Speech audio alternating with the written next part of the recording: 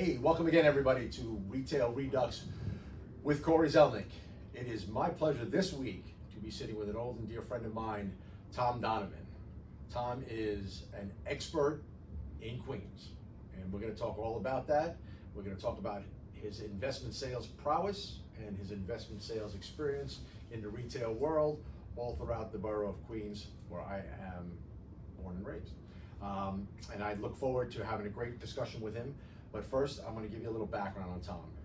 First and foremost, as I mentioned, Tom is a great and dear friend of mine, and we've done some business over the years, but what's most important to me is the friendship that we have. We're definitely more friends than we are business associates. 100%. I wish it was a little more business, but the friendship is great and it goes over and beyond. So I will start with my cheat sheet, as I do every week. Thomas Donovan is a partner and vice chairman at B6 Real Estate Advisors, specializing in investment sales in the Queens market. Now, got to understand something about Thomas Donovan, and I'll call you Tommy the rest of the way. Tom is America, and why do I say that? Tom was a police officer here in New York City, and we thank you for your service. Thank you. Always. Tom is a military officer. Do we say retired? Do we say veteran? No, how do we I'm a classify? veteran, but I wasn't an officer. I'm enlisted. I was a grunt. You served our country. Yes. You're a great grunt, and we thank you for your service. And I mean that sincerely. Thank you. As you know, Tom comes. I'm going to get off of this bio because I know it. Tom comes out of the Massey-Knackel School of Investment Sales, and if you're around this business for 5 minutes, there is no better school of investment sales to come out of, right? I am also fortunate enough to be friendly with Paul and Bob, continue, and former partners of yours, James Nelson. James and I have done the podcast. It's just a great, great group, and Tom is a member of that. He was a partner at Massey-Knackel, and he has evolved to now a partner at B6, and like we said earlier, vice chairman. So long-winded, interrupted bio. I welcome my good friend Tommy Donovan to the show. Thank you, Cory. Great to be here. So fabulous to have you here. So I gave the bullet points. Why don't you tell me about you and how it all came about? And I was a New York City cop. I got hurt. Never really found a home there. Really support the police. It's terrible what's going on and how people aren't really supporting them. Still have hundreds of friends that retired from the job. Again, every time I walk past the cop, I tell them have a safe tour. If you're a New Yorker, you want safe streets. Shame on you if you don't. Right. On my weekly videos, I always preach. Safe subways, safe streets, get tourists here, gets businesses open, gets people back in here. It's really, really healthy for the city. Really healthy for us real estate professionals, having people feeling safe, spending expendable dollars in our city. Absolutely. And as a retail broker, more people that walk on a corner, better stores, better rents, better commissions, better sales, better everything. No, it's sad and crazy how it all connects. All connects. All the dots connect. Back in the day, I remember cleaning up the subways. Even before I was a cop in the '80s, getting the subways clean. Once they cleaned up the subways, also people weren't afraid to ride the subway. Then people, stores started filling up, and businesses started moving back, and then people from other countries said, that's the safest market for a major city. They put all their dollars here, and then that's how we had the crazy real estate boom in the 90s, Absolutely. 2000s. Absolutely. Crazy. We try not to get overly political in our discussions, but we were very fortunate to have a guy like Rudy Giuliani at the time that we had him. Bloomberg in the beginning, when he took over for Rudy, kept it going very, very nicely. He drifted off a little bit at the end, but he kept it going very well. And like you said, we really were the safest big city in America, and the tourists came in droves, and they've worked their way back a little bit, but there is a sense of concern with respect to the crime. But please continue. So I got hurt with my shoulder, and I was kind of figuring out. I was 28 at the time. I was like, what's my next move? And the stars aligned. I happened to know Paul and Bob socially through my brother, who was an attorney, and they were looking to expand their business. They were 10 years in at the time, and they said, do we go into leasing? Do we go into debt? So they just decided to go geographically. So they wanted to do Queens first. They spoke to a bunch of their clients. It was like the natural progression. A lot of their Manhattan smaller building owners actually owned larger stuff in Queens. And I just happened to be the right place at the right time. I didn't know it was a job interview. Right. Paul called me at like 7 o'clock in the morning. I finished working at like 2 a.m. Of course, I pretended I was already awake. And, Right. And as you know, Cory, I'm not really a morning person. No, I know that. I know that. It's tough getting you for a breakfast, man. It's Yeah, tough getting you for a I'm breakfast. better for a cigar after work. Right, I know. So met with them for a year. I did both. It was a really tough year. I had basically 1 day off every other week, working 90+ hours. Right. But when you're young and hungry, I knew I didn't want to do any bad, so I wanted to do something where I could use my mind and make some money. Mm-hmm. And not to talk about money, but I made more in my first year in real estate than I did my 10th year as a cop. Yeah. I So understand. the NHL rule, no heavy lifting, and Right. making a good making Yeah. a good living was so kind of changed. And like you said, I went to work for a group of people that were the most honest, blocking and tackling, hard work, and a system that really worked. And I really went from being in the minor leagues, I'm not in T-ball, to the major leagues. I was a partner at the #1 sales company in New York City in a matter of 24 hours. So it was like, well, not 24 hours, but after the first year. It seemed like 20. And it seemed like that. So Right. I literally went from being a kid playing in the Little League to being in the major leagues. So credit to them and credit to you. And we talk about regularly on the show and things like that. In our profession, in our business, like you say, NHL, no heavy lifting, and I get all that.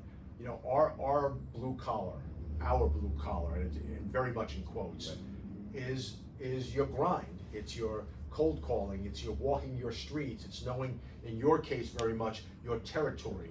In the retail world, our territories are physically wider, but slimmer, right? I remember talking to Paul back in the day, when Massey was thinking about bringing on a retail guy and stuff, and we talked about how the territory system really just can't work in the retail world, right? Because, for example, if you just picked, Chelsea, just to pick some area in the city, well, retail is really, Chelsea's actually a bad example now, how it's evolved. But if you pick certain areas of the city, or even if you go out to Queens, it's Queens Boulevard for the retail, and then maybe it's Austin and Continental, and that's it. We don't care about anything else in between, so you hamper that retail broker potentially with a territorial system. But I understand it completely, why it works really to perfection from an investment sales perspective, because a small area is a lot in the investment sales world. Right. How many years and how many times have I called you, hey Cory, what is this corner worth? And Exactly. And the corner's worth $50 to $60 a foot, and the inline store is worth 25. Exactly. 100 feet over. That's right. It's crazy, and knowing that. But on a sales thing, that's what made us special. Right. That we can tell you the difference. If you had to sell a building there, Cory, you could definitely do it. Mm-hmm. But we had the knowledge today. It would take you 4 or 5 days to figure it out. Right. Right. So that's one of the things of having that grid system works. That you had an expert in every territory. So if someone called me up and said, Tom, I have something in Staten Island or the Bronx, could I do it? Absolutely. But one phone call, I called my partner that had that territory. Right. Now we have 2 heads together. My relationship, their local knowledge, that was hard to beat, and that's why we were so successful. Yeah. Because we had 10, 15, 20 year veterans in every neighborhood in New York, and they all worked under the same umbrella, and we didn't represent buyers, it was only sellers. Right. So we could go to your partner, hey, send this to your list, Mhm. because there was no internal competition. It was really something really, really an interesting concept, and I really, really learned the right way to do it. And I don't think I know this, but do you keep in that same system at B6? We do. Okay. That's, the territories are a little bit bigger, and again, we're a 5th year into a startup, Right. so we're not. Let me backtrack. 3/4 of the people that are with us now, Right. were with us in the past. So we are professionals, but Sure. we have a new group of hotshots coming up. Some of the younger gentlemen that are working with us that are really, really making a big splash.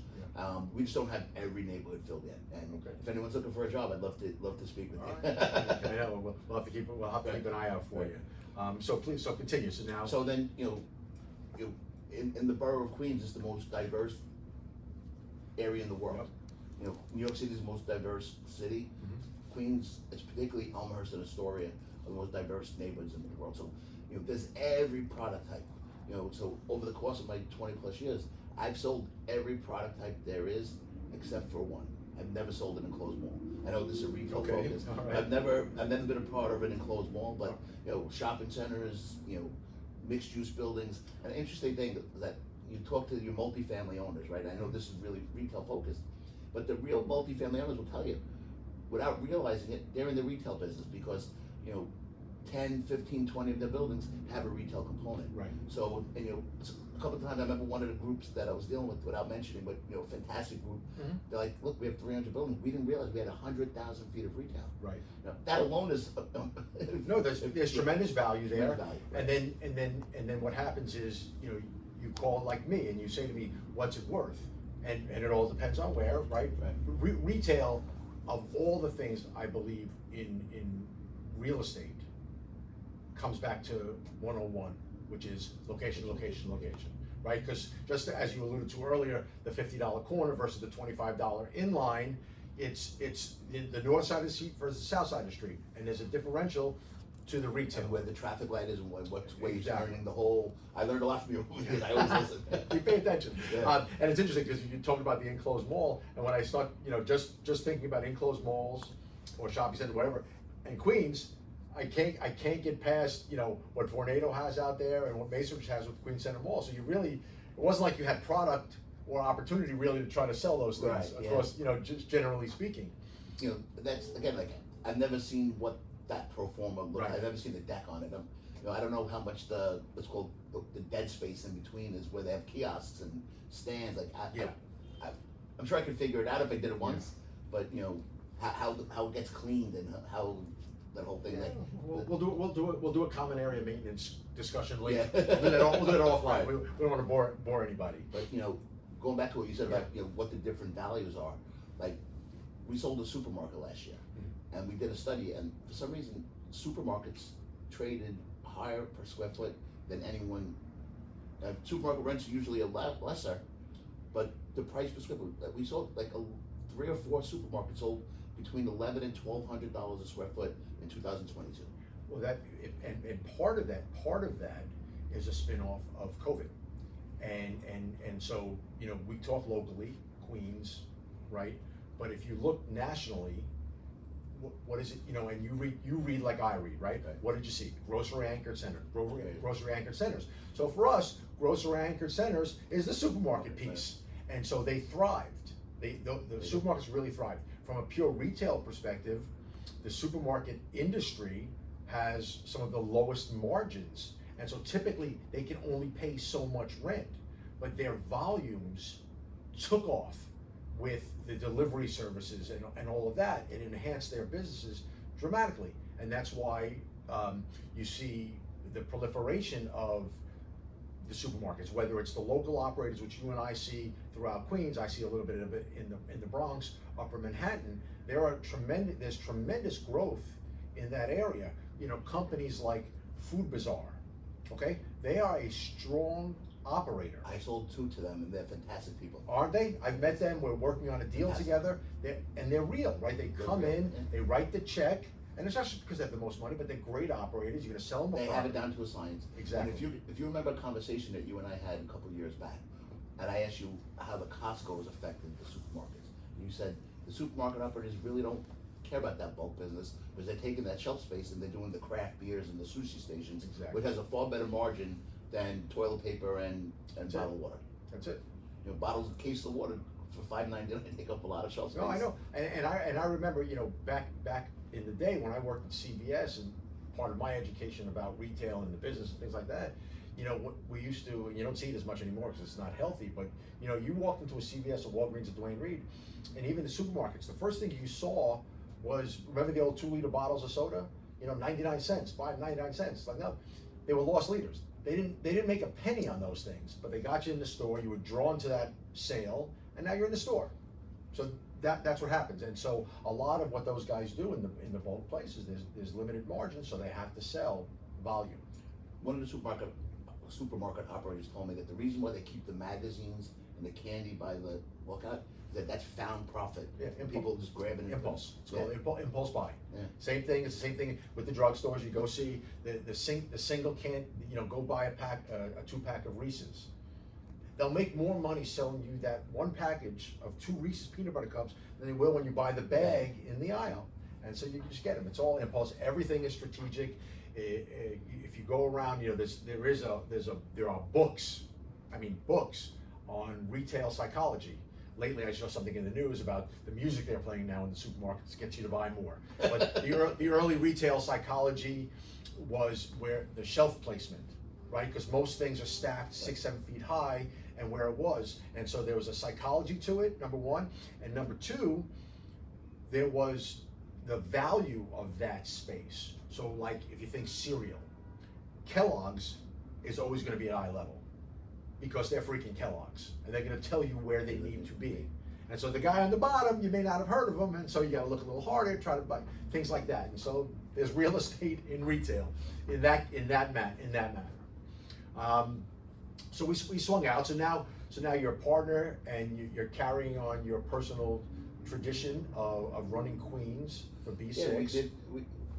We went through a couple of cycles, the .com bubble and Right. 08, and we really did okay. And personally, if you work with people that have to sell, and unfortunately some people have to sell Yep. for the wrong reasons, no matter when the market is, you'll make a living. Mhm. Now it's not as fun like as some other time, but Right. we had a model where, and especially when you have a good name in the business, when times are tough, people don't cut your commission and go to your Right. competitor because they're gonna do it for cheaper because the market's so good that anybody can sell Mhm. it. But when people have to sell during tough times, that's when better brokers gain market share. Mhm. So people come to me, Tom, I need to get out. Right. How'd you get this done during this time? Well, knowing who the right buyers are, who has money. Right. You never know who has cash at the time. You never know who has to sell. But if you have the relationship and you really focus on it, in the bad times you end up making better relationships for the good times. Right. So 08 happened. We got through that, and then in 2014, the company decided to sell. Yeah.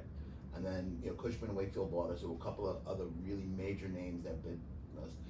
One of the wealthiest men in the world made a bid for us. Okay. I don't know if you know that. I don't know that. Yeah, Warren Buffett actually. Really? Yeah, Warren Buffett actually. For his real estate business? Yeah, but they actually met personally with. Oh, nice.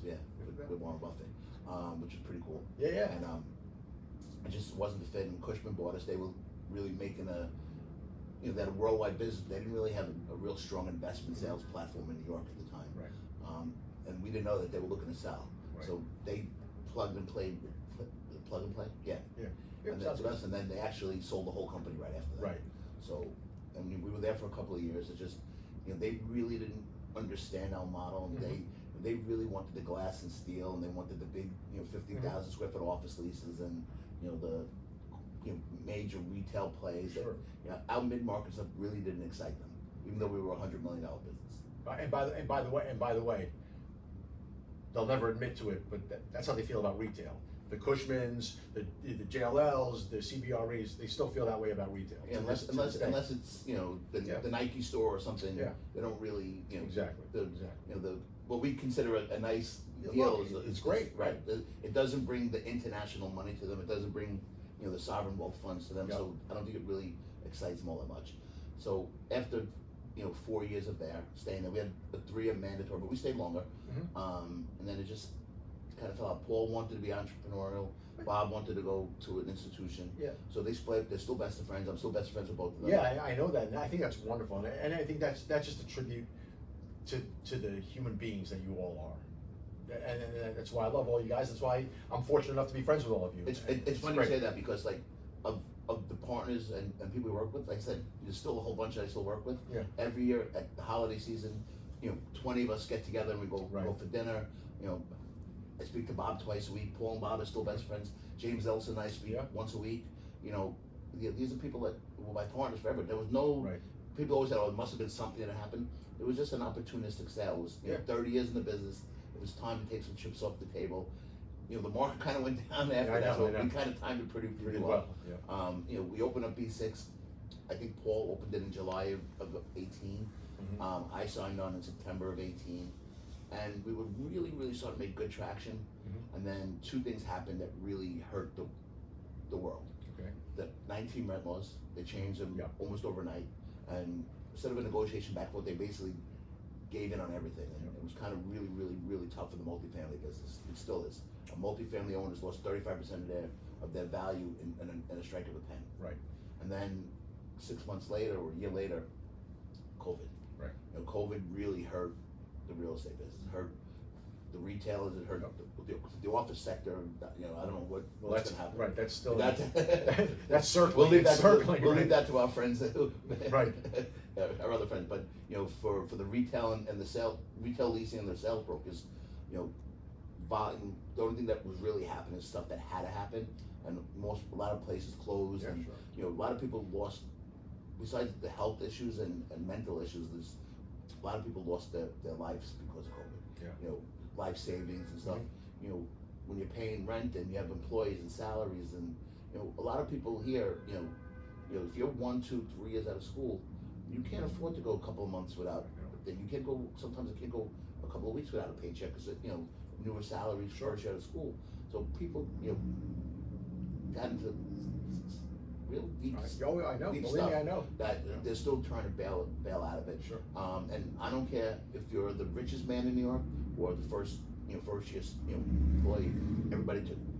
You know, we had friends of ours that very wealthy lost 25% of their net worth because they were just trying to keep afloat. And if you happen to work with good people, they want to make everybody whole. They want to keep paying salaries and stuff. And sometimes it came out of their own pocket, not the corporate pocket. Mm-hmm. So again, I've always been lucky. I've been really lucky in the people I've worked for. Right. You know, so some of the clients not so much, but Massey Knuckle, Cushman Wakefield, and Paul, couldn't ask for better. Right. Absolutely. One thing about Paul, and I always say this, and Bob, that when we sold the partners, none of us had a formal contract, and we all owed some money, promised some money, but never really formalized, and we all got more than we were promised. Right. Without a hint, you know what I'm saying? Yeah. We would think when the money's on the table, people are like, sorry. And over a lifetime, because we're both in this long enough to call it a lifetime. Those are the people you want to be around, right? That's who you want to be in the foxhole with when the time comes. And I found that as well. Some of my relationships, my landlord who I represent, Mr. Goldman, that's 23 years on a handshake. And so that's the best kind of business to be in. And you know what's so funny? People think about the big bad landlord, right? Mr. Goldman, I've sold 10 or 15 things to and for him. Never had anything but a fantastic positive experience. I've done business with the Left Rocks. You couldn't ask for better. Couldn't ask for nice. Mr. File. Some of these names that they're actually regular, good, nice people. And we've been lucky that. And then you deal with some, mom and pops. Oh my God. And people like I just told you the story offline. Are you kidding me? But it's going to happen, and that's what we sift through. And that's what I try to stay away from. If you're a broker who's not a good person, I just don't want to deal with you. Right. And we've both been lucky that our direct competitors and friendly competitors, or actually became our friends. Right. Like Aaron Youngrice before COVID had a holiday party every year.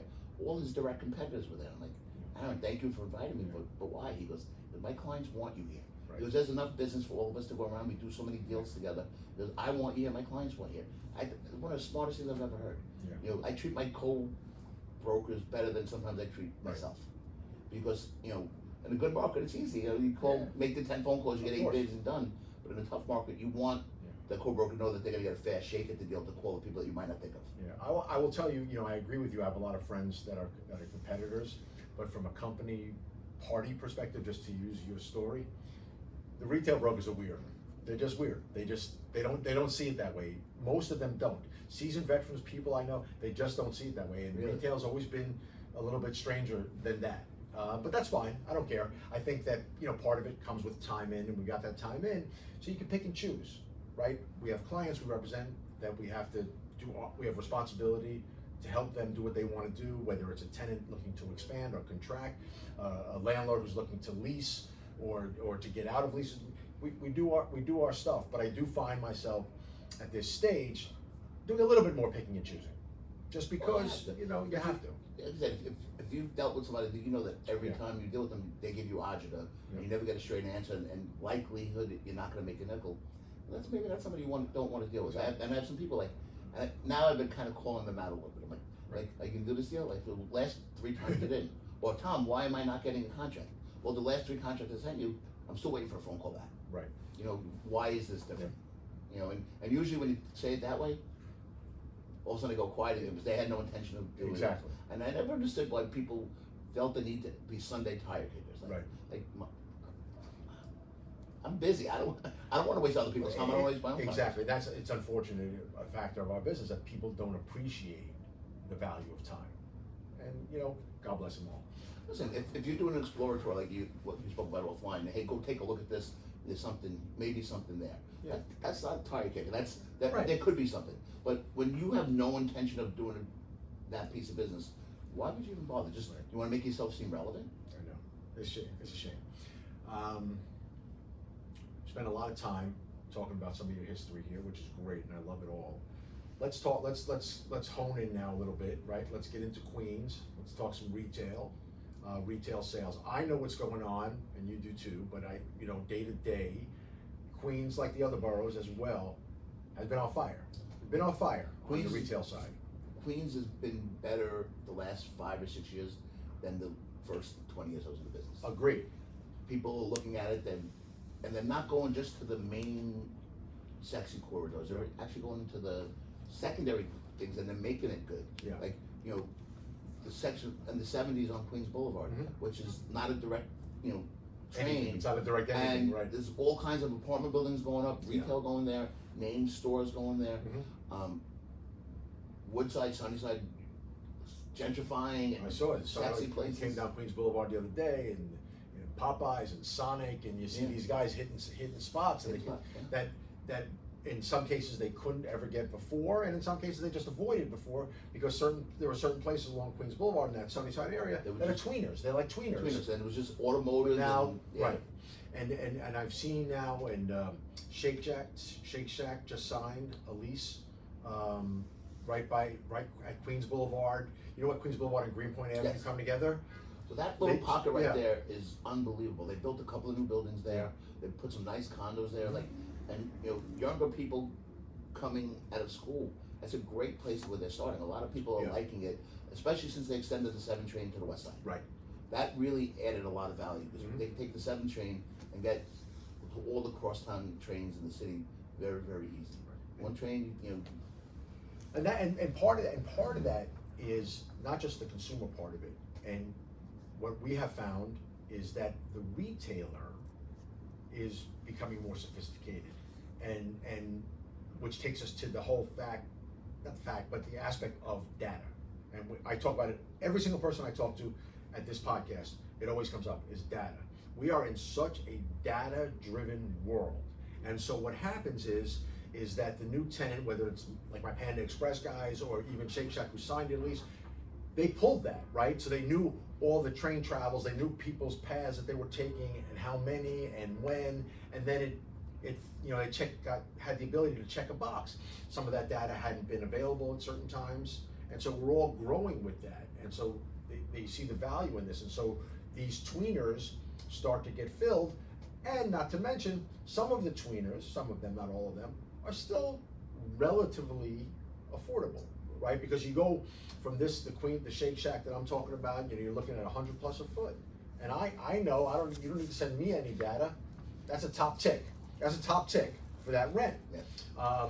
We're used to that. You and I are used to it because we spend so much time there on Austin and Continental, where we regularly see 100 plus and things like that. And now it's dancing around 150, 160 bucks a foot again. And it's interesting, there's no vacancies. Right. And it used to be no vacancies. Then for many years, every other month there was something that vacated. Right. And people came back. Yep. And they're building new buildings. Different eyes are coming to the neighborhood. Right. As people move out, different segments of the market are moving in. So there's a new group of people that are saying, you know what, I can take the E-Express, get into Midtown in 25 minutes. I can live in Forest Hills, pay $3,500 a month, rather than $6,000 a month in Long Island City or Williamsburg. And then there's a couple of restaurants, there's a movie theater, there's 3 health clubs. It's a real neighborhood, and they could be in Midtown in 25 minutes. Right. And of course, you can't. It goes without saying, because it's the world we live in today. The work from home. those people that, yes, they can access it, but some of them are just home. They're working in Forest Hills. They're a company and their headquarters may be Manhattan, but they never leave Forest Hills. So for example, the coffee shops they're going to use. absolutely, and that's why, you know, like Continental in Austin, it could be anywhere in Manhattan, right? You got your Gregory's, you got your Starbucks. Every single one of them might as well be a Manhattan street because they're so busy, for the most part, 24/7. Well, for the first time, Queens buildings are outpricing Manhattan buildings. Yeah. Not every, No, not everywhere. I know. but you know, there's a lot of Manhattan apartment buildings that are trading at $400 and $500 a foot. Right. And I can show you a whole lot of Queens buildings that are trading for $500 a foot. Sure. So it used to be very, very different disparity in pricing. And like you said, you know, there's a lot. The main corridors have little to no vacancies. Credit tenants, you know, people are buying them. You know, we're getting ready to close on a bank in about 10 days. Okay. You know, after the rates came up last year, we still got a 5.1 cap. Wow. Interesting. 1031. 1031. Yeah, That's that's- a future development site, but there's 9 Okay. years left on the credit. Right. Right. But you know, good product is still trading for a lot of money. There are people that during the pandemic and before that went to Texas and Oklahoma and Tennessee. Right. That when the prices adjusted a little bit, they're bringing their money back to New York. Right. Because again, it's still New York City, and New York City will and always will be, even if it has ups and downs, always be the best market for the world. Yeah. I mean, you and I are, you know, in that group of pom waivers for New York. We're always going to be about New York. There's nothing wrong with diversifying if you want to buy something other places. Yeah. That, you know, everybody has a different model, but you know, New York is resilient. You know, Right. these train tracks are not leaving. Yep. You know, Exactly. people will be riding those trains. And if you have a property where the train comes up in front, you know, you have X number of people guaranteed per day. One of the in my earlier days, someone once said to me, "Look, in this Manhattan specific, Broadway will always be Broadway. Okay, that's number one.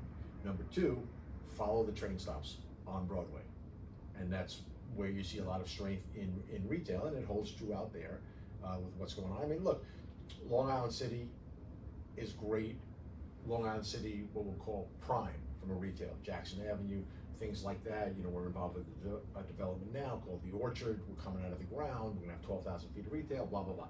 But Vernon Boulevard, where the buildings went up, and that was a great highlight for the residents because they're on the water, it's very attractive. The retail was slow to gain traction. You couldn't access it. You know, you had the 7 went to that one spot on Vernon, but Vernon's a long boulevard, right? And so you couldn't do it. But I think that, you know, just as a general rule, retail has strengthened in all of these markets. You know, we can go out. You mentioned Jackson Heights earlier. Diverse beyond from an ethnic makeup, but you know what? The money's all green. They shop, they eat, and things have changed. And some of those neighborhoods, like you said, the work from home or, you know, some of those people aren't necessarily going to the Americana Manhasset or to the Roosevelt Field Mall. They're shopping on Roosevelt Avenue. They're eating in the local. You and I both the Tipico, the restaurants. Yeah, and I apologize for cutting you off, but you and I know most of them aren't going to the Manhasset, into the Americana, in these groups. Right. That dynamic is not there. They are who they are.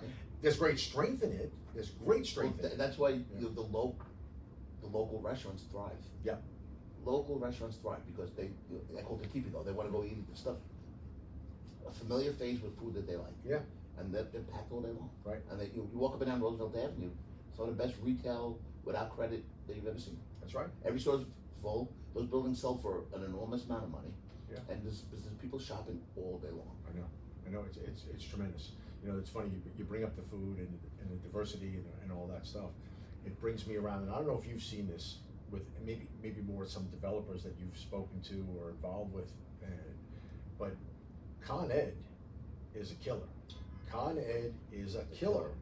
I mean, I have, you know, some of my clients, we have fully built restaurants that we can't open because, you know, when Con Ed's coming, ask me, when is Con Ed coming? I'm gonna say 4 months later. No, ask me when Con Ed's When coming. is Con Ed coming?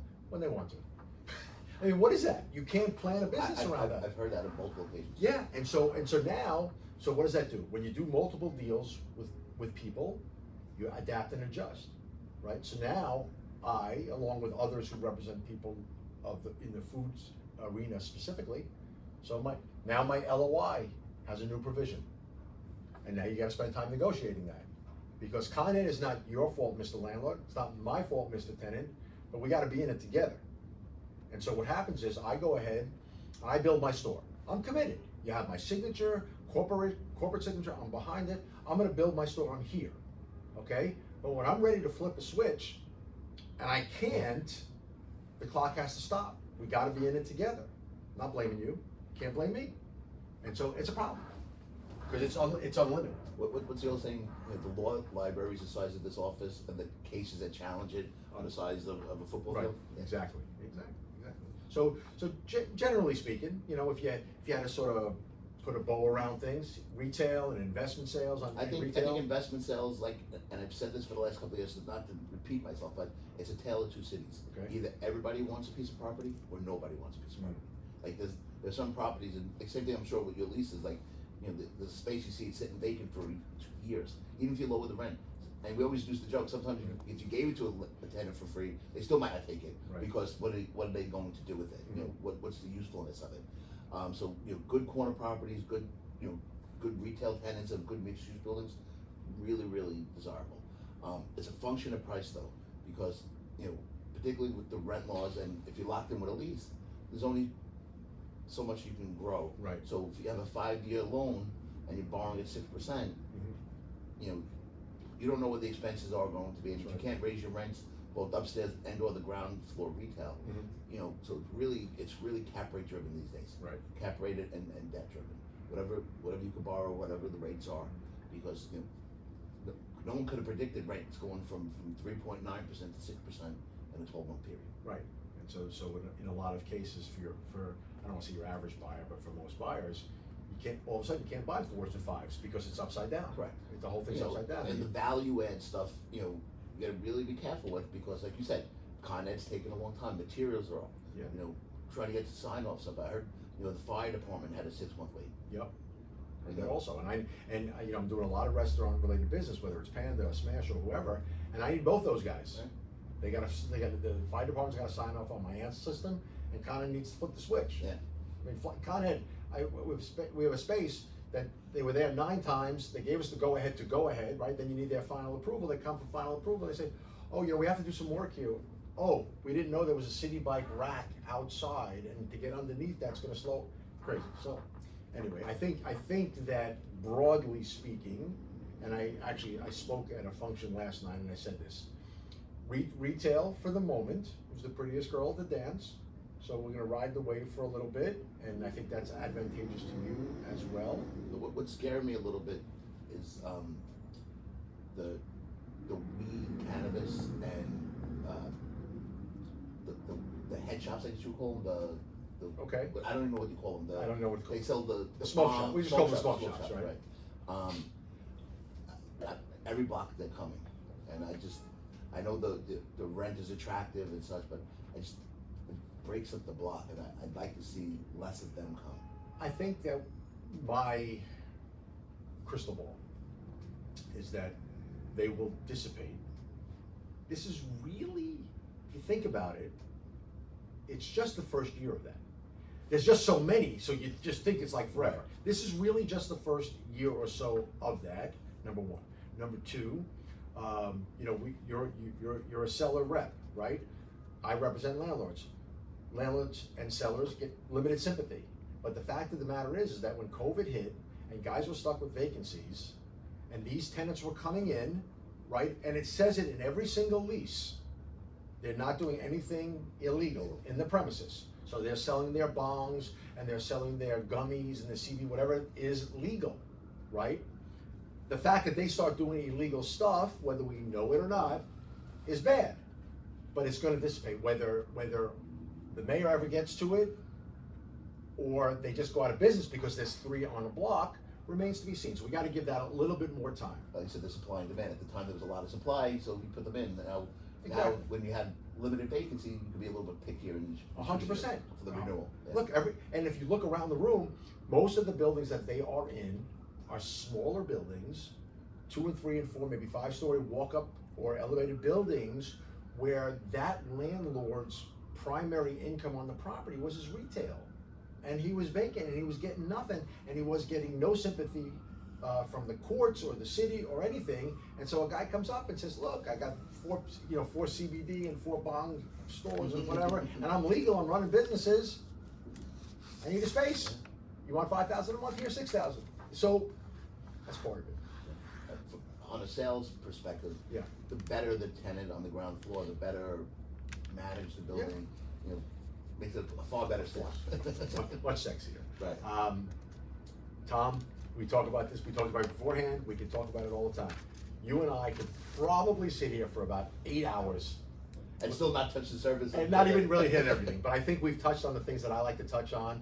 I love hearing your backstory. I know it, but I'm glad to help share your story with more people that watch our show. And I really like the work you're doing here. I find hearing other people's stories really interesting. I always, we both did Michael Stoller, and I used to love Yep. hearing his thing, and I've been watching yours and James Nellison's podcast Yep. and stuff. The more you hear about people, something, the light bulb goes on, and you get some idea, and somehow this is going to lead to a deal, money, or something for somebody. exactly, and at the most, it helps continue a great friendship. Yes. At the least, we get to show all these youngsters that us old folks know how to do social media. And we're still relevant. Right, and we're still around. And we're still around. Still around. Tom, thank you so much for spending time with us. Thank you and your team for having me. Thank you. My pleasure, and I look forward to doing it again real soon. Definitely. All right.